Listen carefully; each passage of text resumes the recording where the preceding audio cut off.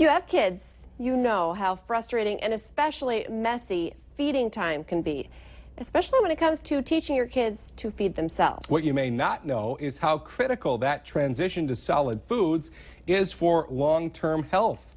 Dawn Jeffries introduces us this morning to a mother who's created a brand new eating tool to make the transition a little more successful.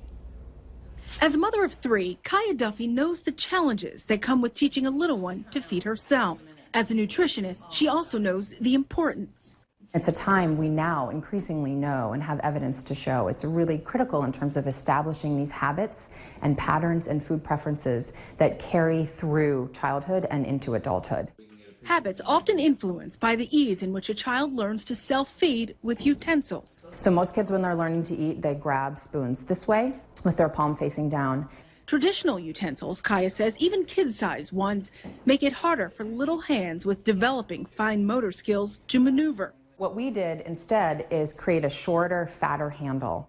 So she's developed Kazingo, a unique alternative. This makes it easier for them to grasp, and when they're holding it like this, the bowl of the spoon is curved toward them.